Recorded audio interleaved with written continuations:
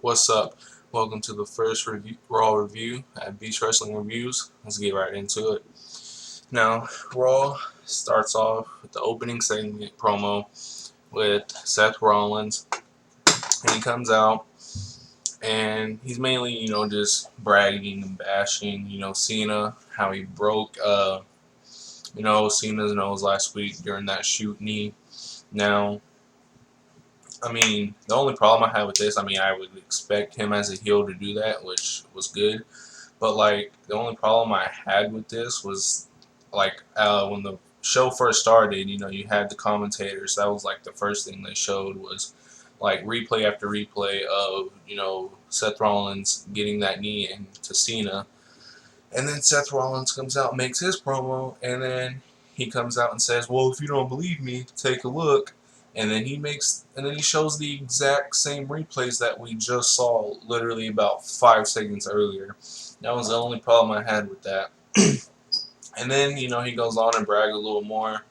Then he goes on to mock Cena, creates his own little WWE Championship Open Challenge. And then, we go to commercial, which I thought was weird. And then come back, you got JoJo in the ring, ask him, "Yo, is this challenge legit?" And then, he's like, "Well, you got to be under 6 foot tall, under 200 pounds." And then, JoJo goes on to say, "So basically, you're talking about El Torito," which I knew, they weren't going to do El Torito. Everybody probably knew. That would have been some WCW kind of stuff if they would have done El Torito versus Seth Rollins in the opening match of Raw. But then, so we got Neville. He comes out. I was really hoping that this wasn't just going to be like a 6, 7, or even 8 minute match because I don't know how long it was because I was just loving the match. But like lately, Neville has been in these matches like with Wade Barrett and Stardust and all these other guys that are literally at the most 10 minutes long. And we've seen him down in NXT, and we've seen, he can produce some high quality, lengthier matches. And I was kind of, with Seth Rollins and knowing how good he is, I was kind of hoping the match would be, a little bit longer of the match, considering they're also opening Raw. And it was. I don't know how long it was, if I had to guess. Maybe 15 minutes. But it was a little bit longer of a match. Definitely had some high spots, with Neville. And he laid him out, like not so close together. Like you didn't see him do some over the top rope stuff and then like 30 seconds later he does another one and you're like, wow, okay, like you couldn't even come down from the last one yet and he does another one. So, and and they really played around with his finish there at the end where he hits the one red arrow and then he gets that foot up on the rope and then he goes for another one, hits the pedigree. Seth Rollins takes the win, and which we all knew Neville wasn't going to go over. But it was a good match. It definitely was a match that showed, even on the main roster, how good Neville is, and he'll definitely be, if not a main eventer, at least a guy at the high mid card area. And then after that, we get into the Divas, and we get the Bellas versus Becky Lynch and Charlotte. And you can definitely see that the Divas, especially in this match, they definitely got more time than as to before they normally would. And I remember, back when, AJ and Stephanie, exchanged words a little bit after she retired on Twitter, which I don't get into the Twitter stuff anyway, but they showed it on, I forget which, on the Jericho podcast with Stephanie, and that's how I really found out about it. But you can definitely see that they're getting more time, which is good because especially Becky Lynch, Charlotte, and Sasha, those three girls, if you give them a lot of time, they would definitely give a better match than any diva we've seen in the past, in my opinion, and definitely more than the Bellas. And this was, an okay match. I'm not a fan of, I kind of wish, I understand you want to give, the divas, as many divas, as much time as possible. and so you're putting these three girls in three groups, so you got nine divas, all getting TV time. I get that, but like they're all not getting like their own time to shine, like and you got Becky and Charlotte and Paige on one team, so you got to give each girl their own little time to shine. And we've all seen what Charlotte's about and what Becky's about, even what Paige is about and Sasha is about down in NXT. So that's my only problem with this whole Divas Revolution thing, is that they're not really, is that it's this whole like three-way 3-on-3 tag team thing and the 6-man tag team match and all that stuff. But the match, for what it was pretty good. It definitely showed that these girls are women's wrestlers, and that they are, if you give them an opportunity, they will go out there and they will work and give you a good wrestling match. And um, Charlotte and Becky win, and and also they, Charlotte and Becky, they go over. But one thing that really caught my eye, and I've been watching for it more because I've been listening to Jim Ross's podcast, and he's talking about one of the main problems in wrestling is selling. And same thing with Stone Cold. We all know Stone Cold hates that nobody's really selling like they should be anymore. And in this Divas match, I saw it was the spot where Becky, um, she gives her that armbar thing, her finish, and I didn't know how long she was in it, but it was at least for 25, 30 seconds. And in real life, if somebody had that submission hold on you for more than 3 to 5 seconds, your arm would be broken. And then Bree, so she grabs the ropes and she sells the arm, maybe like 5 seconds. And then Becky comes out to the outside and try and throw it back in, and then Bree comes out of nowhere with like a forearm or something, and then she's raising her hands in the air, you know, and her arm is fine. And then she didn't sell the arm for like the rest of the match, and that kind of made me just think like immediately, like, what are you doing? Like, you just had a legit arm bar on you for like 30 seconds, and it just doesn't hurt anymore. Like, so I've definitely been watching that, and it's kind of a little pet peeve when like you see these guys like take these moves, these like just amazing moves or submission holds or whatever it is, and then they sell it for like 5 to 10 seconds, and then it's like that never happened, later. And I've been listening to JR and Stone Cold's podcast, and they've been saying the same thing. And so that was one problem I had with that match. But overall, this Charlotte and Becky Lynch versus the Bellas was okay match. They definitely are giving the Divas more time. I'm actually hoping, the Divas Revolution thing, the angle thing with that actually is better, because I actually am a big fan of trying to get these Divas more time. But, yeah, so on to the next thing. We got Miz TV with Kevin Owens and Cesaro. And, you, I knew it was kind of weird. I mean, not weird, like in a bad way, but, you get Kevin Owens. It starts off with Miz. First of all, it starts off with Miz, and it showed probably how much Roddy Piper kind of meant to the Miz, because Miz is known for never breaking character, even when he's not on camera. Apparently, that's just what I've heard anyway. Like, he never really breaks character, probably unless he's at home with his wife or something. But he never breaks character, and then he starts off when Miz TV starts off. He kind of breaks character a little bit, to give thanks to Roddy Piper, and I thought that was just pretty cool. Kind of showed you how much he meant to the Miz, and wearing the Hot Rod T-shirt, that was, as many people wore tonight. That was pretty cool. So then we get Kevin Owens starting off with Miz TV, and it was kind of weird, because when Kevin Owens first came to the WWE, I'm a huge Kevin Owens fan, by the way. Like, I hope this guy becomes like one of the biggest things, which I think he will. But it was kind of weird, because the Kevin Owens we knew, like, when he first came, he didn't like anybody, whether they were heels or baby faces, no matter what they were. But in the beginning, Miz is giving him, a few compliments, and Kevin Owens is like, thank you, I agree. I love your movies. I have all your movies on Blu-ray, which was kind of funny. I mean, that was like a little. I kind of laughed a little bit when he said that, but I mean, still, I mean, Kevin Owens being like this badass like prize fighter, that was kind of weird, for him to say. And then gets into like Kevin Owens saying how jealous Cesaro is over him, and then that's when Cesaro would come out to interrupt.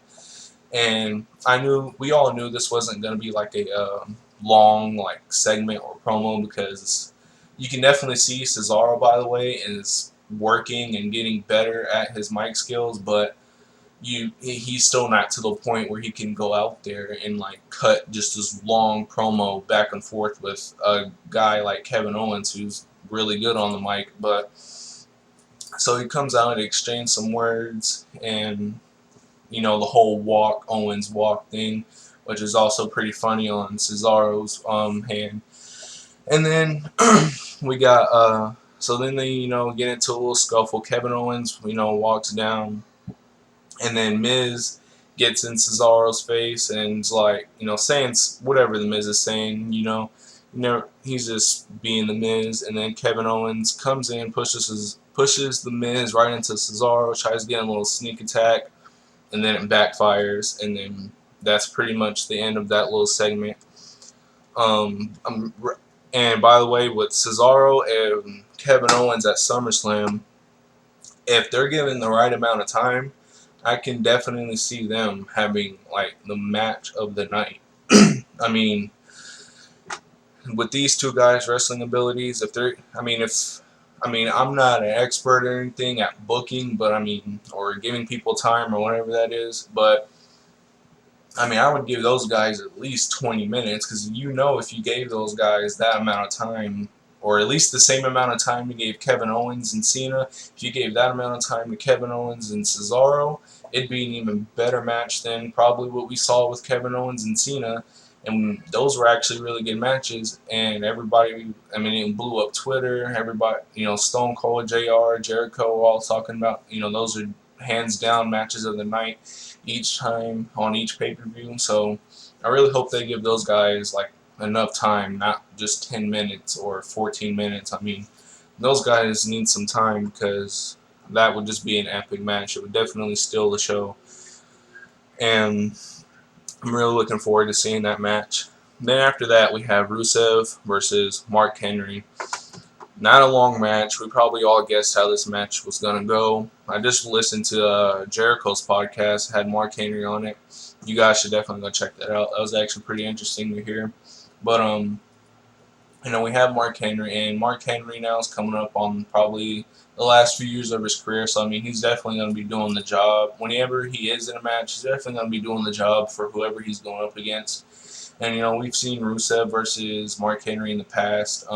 So this wasn't like, even if they did have a lengthier match, which we wouldn't want to see anyway, it wouldn't have been anything we haven't seen before. But this match, it was basically Rusev just destroying Mark Henry for like 5 minutes. I don't remember a part where Mark Henry got any notice. I know he had like one comeback where he had, got a couple clotheslines in. But that was pretty much it. And Rusev just ran over Mark Henry, which, I understand, Mark Henry doing the job for Rusev. Rusev does need to go over on Mark Henry. Mark Henry's not in any like main event status anymore, but he still is like this 400-pound legit world's strongest man, and just for Rusev to like super kick after super kick and then like just destroy him like that, I don't know. It needed to be, to me, it needed to be a little bit more balanced, because we all know, like, if that were real, Rusev just in real life wouldn't just run over Mark Henry like he did, and that was the only problem I really had with that. But either way, Rusev did need to go over. In this whole little romance thing, like with Lana, Summer Rae, and Rusev and Dolph Ziggler, I don't know where that's going. Apparently, Dolph Ziggler's filming a movie. That's why he had the storyline injury, and probably be back at SummerSlam, hopefully, to have the match with Rusev. But I mean, the whole like romantic thing, I've never really been a fan of those really, except for back in the day when like the whole thing with Edge, Lita, and Matt Hardy. That was like the only thing time the whole like romantic angles have really like struck my attention, and that's really because probably like everybody else that was real life, like that legit happened in real life. So, but definitely curious to see where the whole Dolph Ziggler Rusev angle goes. And then after that, we have Wade Barrett versus Zack Ryder. And oh, and by the way, I'm missing the New Day match. I think it was New Day and Ascension versus the Lucha Dragons and Los Matadores. I caught the beginning of that match, but I had to go do something really quick, and I missed it. I came back and I just missed the ending, so I won't be able to tell you who won or lost that match. But the part I did see, I mean, it wasn't really that interesting. I know we had the primetime players on commentary, and Titus O'Neil, I mean, he can definitely be funny, but sometimes it's too much, and you kind of just want him to shut up. Kind of like Xavier Woods, you know, always yelling on the outside. It's definitely playing to their role as these positive heels, but like sometimes it can just be too much yelling or too much comedy or whatever you want to call it. But yeah, I don't know who won that match, and so I won't be able to tell you. But my bad. So then we had Wade Barrett versus Zack Ryder. I mean, we all know how another match that we all know how it's gonna go. I mean, we hardly ever see Zack Ryder on Raw or SmackDown anymore. He's mainly just an enhancement match. A guy to go in there and make one of the current stars look good. And Wade Barrett or King Bad News Barrett, I don't know what his name is anymore. Comes out to the ring, cutting a promo on kind of like how Zack Ryder is like how he used to call himself the internet champion or king of the internet when he was doing the stuff on YouTube and all that. And then I think it was like a 3-4 minute match. I mean, Ryder got a little bit of offense, and then Wade Barrett come back with the comeback, hit the bull hammer, and Wade Barrett wins. I mean, wasn't nothing special. It was just, I don't know who Wade Barrett is supposed to be working with. I know he just got done with the stuff with R-Truth, which a lot of people, a lot of fans too, and a lot of people in the wrestling business, kind of think was stupid. Not anything to do with R-Truth or anything, just because they feel like Wade Barrett has like a lot of talent in the world. He has the look, all that. He can talk, and they're not giving him, the right amount of, like, they're not giving him, I guess, the right push or the right character or whatever however you want to pick at it.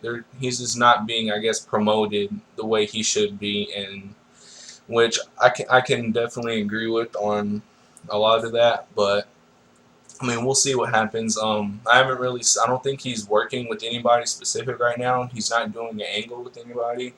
I don't think he has any like opponent right now going into SummerSlam. And if he does, I mean, probably like with R-Truth, it'll probably just be on the pre-show of on SummerSlam. But as far as I know, I don't even think he has a opponent going into SummerSlam, which is definitely stupid on WWE's part, because I mean, this guy is definitely a guy who can perform, and you can see every time he gets no matter what they give him, you can definitely see he tries to make it work.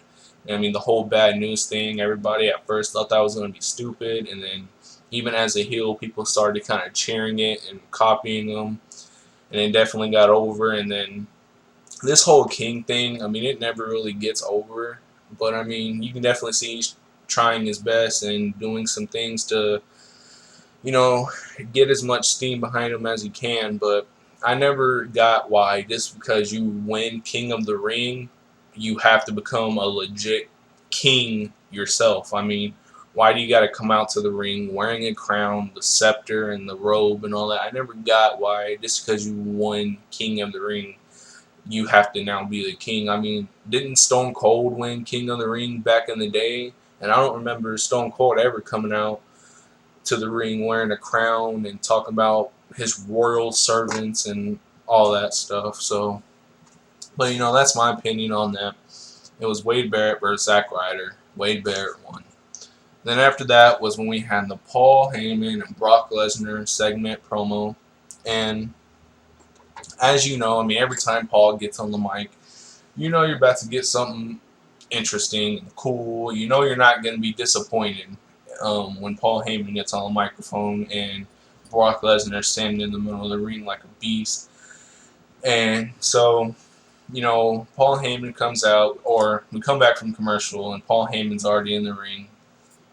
And he says something, I think he said, like, before I give you the pleasure of the beast, let me say a few words. And then he would go on, poke at the Undertaker's, a little bit more bragging about how he conquered the now 22-1 WrestleMania streak. And I mean, it was I think it was like a 7 or 8, maybe even 9 minute promo. I think it was. And Paul Heyman, like always, I mean, he's getting into it. His face is turning red, so I don't remember everything he said, but because every time I hear this dude talk, like a lot of people, you're just like, I mean, you just can't believe, like how good of a promo or mic guy this guy Paul Heyman is. And so you're going into that, and then he's definitely these next couple weeks. I don't know if Brock's gonna be there or not, but if Paul is gonna be there every Monday up until SummerSlam, Paul Heyman's gonna be hyping us up for this match, and the fact that they were also playing like Paul Heyman. I know Paul Heyman was also saying some stuff, to how Undertaker begged Mr. McMahon for a rematch after WrestleMania 30, and he wouldn't give it to him and all that stuff. And Paul Heyman was like, because it, and Mr. McMahon, even in his dark mind, he knows that if you were ever to put the Beast in the ring with the Undertaker again, it wouldn't just be the end of the streak. It wouldn't just be the end of it wouldn't be the rematch of a lifetime, millennium, all that. I mean, just the words that come out of his mouth are pretty awesome. And then, the whole time, which I didn't get why, but I mean, I thought it was cool that, Brock Lesnar just, picks up the stairs and just throws him in the ring like it's nothing. And then he looks at the announcers, and they all, like stand up and get scared. That little stuff is cool, but I don't get why he was standing on the stairs. I mean, was he bigger than life? Was he tall? I mean, I don't get why he was just standing on the stairs the whole time, hopping up and down. But I mean, at the end of the day, it doesn't matter, because when Paul Heyman gets on the mic, you're going to be entertained. And even though we've seen Undertaker versus Brock Lesnar before, back, in 2003 when Brock first came, and even though we've seen him at WrestleMania 30, which obviously wasn't, the match that they wanted, but, it was the match that had to get done. Brock Lesnar, Undertaker got injured and all that, so I'm definitely curious to see how this match goes, just because Brock Lesnar has now become this babyface. There's still, all the fans, we're all still chanting, Suplex City, and he's still, I guess, relatively a babyface, and it's not like we're booing the Undertaker, so he's not a heel. And I've heard this on Stone Cold's podcast when he was doing the the recap over Battleground and Raw. He's not a heel, but neither really is Brock Lesnar. So, I mean, this is going to be basically a rematch of WrestleMania, or is one of them going to turn heel? Because we all know Brock Lesnar is going to be here for the next couple years. The Undertaker, I mean, as far as we know, not really. So, I mean, you can't really just you can't have Undertaker just, not really good. I mean, it doesn't matter if the Undertaker goes over, I guess, but as long as it's done right. I mean, it's a really tricky situation to keep Brock Lesnar as this just monster, but then at the same time not just have Brock Lesnar just destroy Undertaker like he did at WrestleMania, like it was nothing, especially with all this hype going into SummerSlam.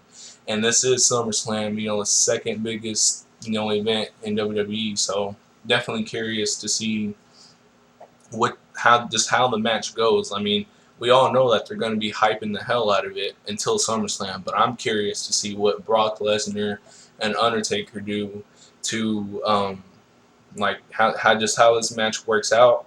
I can't even tell you who I think would go over because there are so many things that could go into it in terms of who wins or who loses. But I mean, I really don't know because, like I said before, I mean they're both technically babyface because we're both cheering them, and it's not like and they're both insulting each other, but we're cheering them both, and neither one of them are really doing any heelish things in terms of getting heat. So, I don't know. I don't know how that match is gonna go. We all know it's the main event, so it's just gonna it's just we're just gonna have to wait. I mean, I don't know how it's gonna go.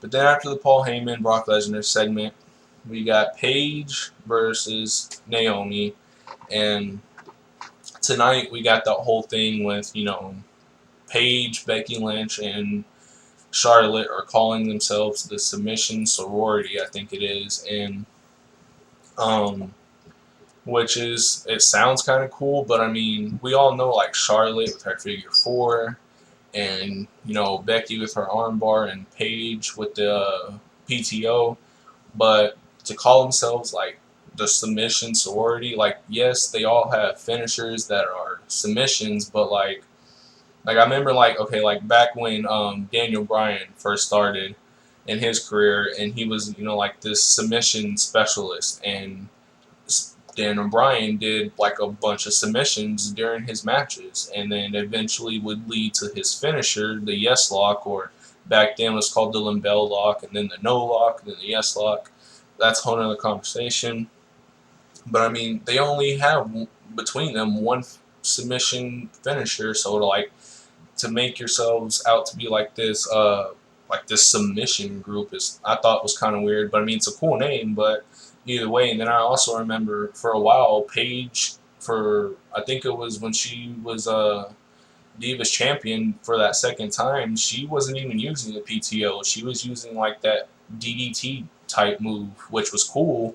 I liked it, but I remember it's not like she does the PTO like every match, which now that they've gone on to call themselves the Submission Sorority, she obviously will. But um, no complaints, but I'm just saying it was kind of weird how they show that little clip of how they're calling themselves the Submission Sorority, and it's not like Charlotte or Becky Lynch are just doing submissions left and right either. So that was a weird name, but um, now that we're done with the name, let's get to the match. It was Naomi versus Paige, and you can definitely see with this match too. And obviously, if you haven't noticed, every Raw, every week now, we got two Divas matches. As to before, sometimes you would have one. There may have been some Raws where you had no Divas matches, but now every week, as far as I can tell, for the last couple weeks, really ever since the NXT girls debuted on the main roster, it's been two Divas matches a week, and which I think is cool. I think it's awesome, and you can definitely see in this match too, along with the tag match earlier, that Paige and Naomi got more time than usual. Like as two Divas matches before, you'd have like a Divas match that was 3, 4, 5 minutes long. I think this match probably went to 10 minutes, maybe even 12. And it was a decent match. There was one move, I don't even know what it was called, but there was one move where like Naomi grabbed Paige's arm and then like jumped and put her feet toward her back, and it kind of looked like they messed that up. I mean, I'm not gonna insult nobody because I'm a fan of both of them, but I don't know, it was kind of weird because the way that happened, it kind of looked like they botched the move. I don't know if anybody else caught that, but it was kind of weird to me. And then also I don't get, because I've also like I listen to everybody's well, not everybody's, but I listen to Stone Cold's podcast, I listen to JR's podcast, and I listen to Jericho's podcast. And one thing that JR and Stone Cold say is, or have been definitely preaching and talking about, is especially if you're a heel, even whether you're a heel or babyface, but especially if you're a heel, which right now Naomi is, don't pander to the crowd. don't do taunts to the crowd or nothing. I mean, sometimes that gives you heat, but I mean, as like in today's world of wrestling, Naomi's like smiling and like kind of pandering to the crowd, which then again, like I'm not putting her down or anything because I think she's right now she's very good, but I mean she could definitely get better. I mean you can definitely tell she's still trying to find like her groove as they say, but like I thought she pandered to the crowd. She only did it like once or twice, but I don't think she should have done it at all. Because I mean, she's a heel. She's supposed to not care what the WWE universe thinks, and to kind of taunt at the crowd. I don't know. I thought that was kind of weird, but um, Paige wins with the PTO, and I think that's one of the best submissions, not just out of the divas, but just ever. I don't know if any of you guys have seen that before, Paige, but I've never seen it, and I thought that was pretty cool. I think it's a pretty cool submission, and um, so Paige wins with that, and Paige kind of had a busy night because she was valeting for Becky and Charlotte, and she has her own match, and then she goes to the Stone Cold podcast, which I did not get a chance to watch because my WWE Network was acting weird. I don't know if I forgot to pay it or not, but either way, I didn't get the chance to watch it, so I won't be able to tell you guys about that. But Paige wins. It was a decent match. I don't really have too many complaints other than what I've already said about, Naomi taunting at the crowd, and then that one little weird move that looked like may have been botched. I don't know, or just wasn't done right or whatever. But no complaints with that. I'm just glad the Divas are getting more time. They're not, being promoted as just hot girls, and a lot of these girls can definitely wrestle. I mean, we've seen Paige can wrestle, Sasha can wrestle, Charlotte, Becky. They can all definitely wrestle long matches too. I mean, I'm more of a fan towards Sasha. I don't know, and maybe it's just my kind of style in wrestling that she does, but I'm really out of the three NXT girls, she's definitely or Bailey, which hasn't been called up yet, but I'm out of the four horsewomen as they're calling them. I'm definitely more of a fan towards Sasha. But one thing about Charlotte too is one thing we always hear with next generation superstars is they want to like make their own name and they don't want to live off their parents' success and whatever, and which is exactly how I think it should be. But one the only I like Charlotte. I like her work. And I like everything she does. I wish she could talk a little bit more. But one thing I guess complaint is she does everything that her dad does. I mean, not everything, but I mean, she does a lot of the moves that her dad does. The knees. I like the figure four or the figure eight that she calls that she does because it's twice as better. I like that she took her dad's move but made it her own. So it's not just exactly the same. I definitely like that. I think she should keep that forever. But like she says woo. She kind of has the same entrance music just with the little remix. I just think she kind of needs to like be not always like she's Ric Flair's dad, and then you got the commentators always going, shades of Ric Flair, her dad, and it's constantly, we're constantly being reminded, like, hey, she's Ric Flair's daughter, which I mean we all know anyway. So, but and this is nothing towards Charlotte, like I think she's amazing, but excuse me.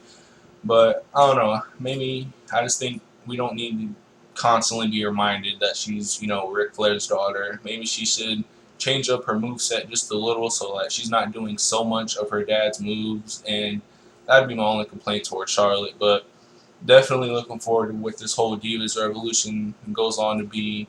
And hopefully it, us as the fans, we support it and like it gets over because a lot of these, especially the NXT girls, I'm not really a huge fan of the Bellas, and I'll say that right here. But especially these NXT girls, I definitely think they will take the Divas division and like actually make it relevant and make the fans care about it. So after the Paige and Naomi match, we got the main event, which was Randy Orton, Dean Ambrose, and Roman Reigns versus Bray Wyatt, Luke Harper, and Sheamus. It was actually a pretty good match. You can definitely tell, I mean, just by who was in it. It was going to be a match, just mashing, all these guys up together to, play towards the rivalries for each other and, build up things for SummerSlam. I mean, which they should. I don't know what you guys think about the whole Roman Reigns and Bray Wyatt rivalry. I've heard some things online, which, like I said before, I don't really read the dirt sheets, or I don't, you know, read weird stuff on Twitter or wherever you guys get. Some people get information, but um, I did see somewhere that a lot of people don't think Roman Reigns needs to be booked better than with Bray Wyatt, which Bray Wyatt's awesome. I mean, he's an amazing worker. I hope he someday even becomes like the top heel. Or, I mean, I also heard with JR and Stone Cold, they also think, since we all kind of somewhat cheer for Bray Wyatt anyway, we all love his mic work. He's a pretty good in-ring performer. We've seen that he can just do good matches. He should maybe make a babyface turn one day, which I kind of agree. And I don't know if it's too late or too early or whatever, or if they're just going to keep him heel for a lot longer. But then there was other, people in the wrestling business who said, Roman Reigns, especially after the Royal Rumble, or even after WrestleMania, after he had the match with Lesnar, he should have made a heel turn, which I thought that would have been cool too, because we were all booing Roman Reigns and cheering Bray Wyatt, and they weren't working together at that time period. But I don't know, it just seems kind of weird because, I mean, and every week you see it's kind of different. Same thing with like John Cena, like one town which will cheer John Cena, but then the next will just boo him out of their arena. I'm kind of starting to see the same thing with Roman Reigns. I mean, one town where, I mean, all you hear is cheering for Roman Reigns. The next town, all you hear is booing, and then there's some towns that are just, you kind of hear a little bit of both. So, but I think as far as the rivalry between Roman and Bray, I mean, I don't have a problem with it. I mean, I do have a problem with, bringing Luke Harper and back into the mix, and then bringing Dean Ambrose as Roman's partner. I kind of have a problem with that, just because it seems like, okay, why are we having a tag team thing? And I listened to a podcast that Dean Ambrose did, a while back with Chris Jericho on his podcast, saying that after the Shield ended, they wanted to make sure they wouldn't have to, because after, Seth Rollins, broke it up, they didn't want to have to go into this whole tag team thing, and then to see all this time later, that's where they ended up anyway. I mean, this obviously isn't going to be permanent. Like, Roman Reigns and Dean Ambrose aren't going to stay a tag team forever and go for the tag team titles against the primetime players. But I don't know. But just to turn the Bray Wyatt and Roman Reigns rivalry into bringing Luke Harper back into the mix, and then Dean Ambrose as Roman's partner, I'm really not a big fan of that, especially because Dean Ambrose and Bray Wyatt, they can definitely, I think they are better on their own. I mean, tag team, I mean, I was a fan of the Wyatt family when it first started. I mean, their whole run, I mean, I thought it was good. But then it hasn't been that long since, really, I don't know how long ago they broke it up, but it hasn't been that long since they did break it up. So, I mean, why bring it back so soon? And then I think Eric Rowan is injured right now. So, I don't know if they're going to, when he comes back, I don't know if they're going to bring him back into it or not. And it's just going to be a full, Wyatt family reunion. But, I mean, either way, I think you should have just let, in my opinion, as a fan anyway, I think you should have just let Bray Wyatt, stay on his own and, just have him, doing what he does. And his promos to me were a lot better when it was just him saying what he wanted to say, doing what he wanted to do.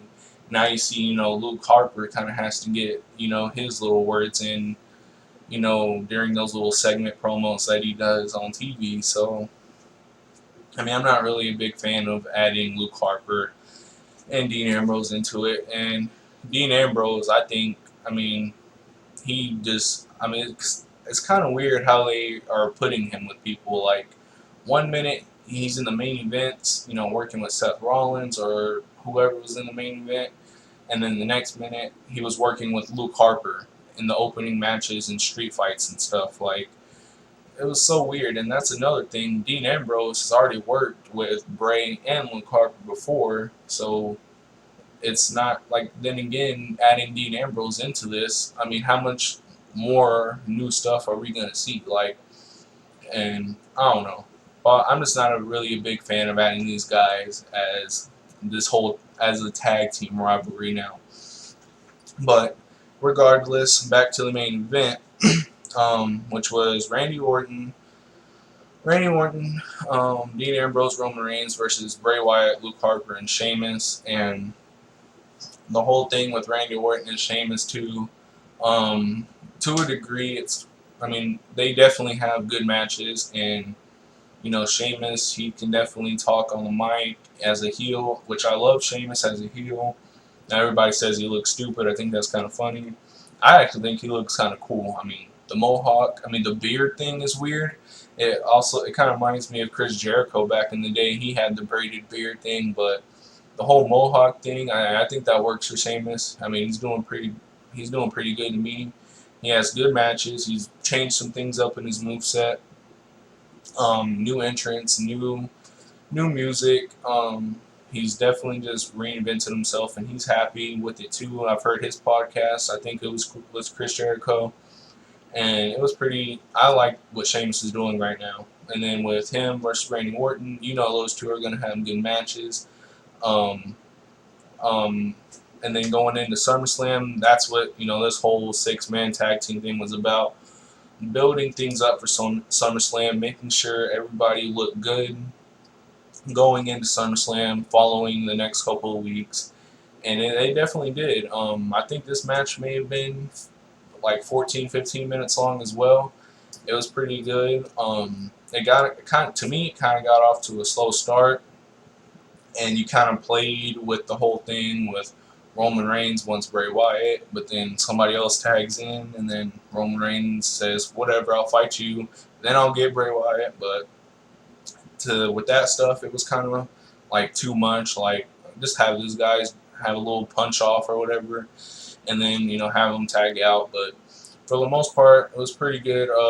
Pretty good match. It definitely got me hype anyway to see how these rivalries turn out in the SummerSlam pay-per-view, and it definitely made Roman Reigns look better. I'm definitely impressed with. I don't hate Roman Reigns. I'm not a Roman Reigns hater, like maybe some other people are. I don't know, but you can definitely see Roman Reigns, especially with his mic work. I mean, those guys are scripted a lot of the time, so like, as far as good mic work, I mean, you can only go so far, but you can definitely tell with Roman Reigns, he's been practicing, he's been doing something, because I mean, he's not the best talker in WWE right now, but you can definitely tell from what he did back in the day to what he's doing now. I mean, he's gotten way better.